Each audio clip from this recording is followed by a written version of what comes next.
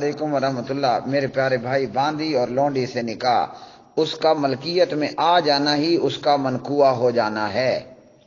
اس لیے جب امیر لشکر لونڈیاں تقسیم کر دے گا، مثلا یہ جس نے پوسٹ بنائی ہے اس کے حصے میں کترینہ آ جاتی ہے، پتہ نہیں وہ مر گئی ہے کہ زندہ، اچھا کوئی اس طرح کی لونڈی ہے، اس کے ہاتھ اس کے ملکیت میں آ جاتی ہے، تو یہ ملکیت میں آ جانا ہی اس سے جمع کرنا حلال ہوگا۔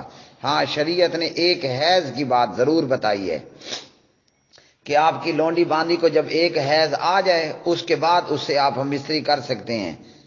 ایک حیض اس لیے رکھا گیا کہ اگر وہ اپنے خامن سے حاملہ تھی تو دوسرے کی کھیتی کو پانی نہیں لگانا۔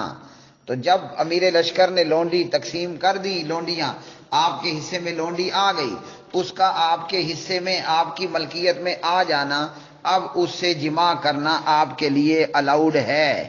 ایک حیض انتظار کرنا ہوگا کہ اگر وہ حمل سے ہے تو پھر آپ اس سے جمع نہیں کر سکتے جب تک کہ بچہ پیدا نہ ہو، اور ایک حیض آ گیا تو پتہ چلا کہ اس کھیتی کے اندر فصل کوئی نہیں ہے، لہذا اس کھیتی کو پانی لگاؤ، اگر فصل چاہتے ہو تو فصل بھی مل جائے گی۔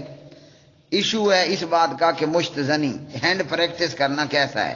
میرے پیارے بھائی، میں کہوں یا کوئی اور کہے، جس کی بات خلاف سنت ہے، ہمیں تو لوگ کہتے ہی غیر مقلد ہیں، ہمارا نام انہوں نے خود اہل الحدیث کو انہوں نے یہ نام دے رکھا ہے، تو ہم کسی کے مقلد تو نہیں ہیں۔ اپنے ہاتھوں اپنی منی کو ضائع کرنا ایک تو منی کا نقصان ہے، دوسرا اپنے اخلاق اور اپنی صحت کی بربادی ہے، تو اس لیے یہ کام نہیں کرنا۔ اب اس کا حل کیا ہے؟ وہ بڑا آسان سا ہے۔ پیارے نبی علیہ السلام نے فرمایا، یا معاشر الشباب من استطاع منکم الباءۃ فلیتزوج، اے نوجوانوں کی جماعت، شادی کرو۔ تو باغات ختم۔ جب مجھے میری بیوی مل گئی تو اب کون بے وقوف اور احمق ہوگا کہ بیگم بھی ہے اور وہ مشتزنی بھی کرے؟ اچھا، ایک بندہ کہتا ہے کہ مجھے جناب میں تو ابھی شادی کو افورڈ نہیں کر سکتا، اب میں کیا کروں؟ تو نبی علیہ السلام نے اب بھی اس کا علاج بتا دیا ہے۔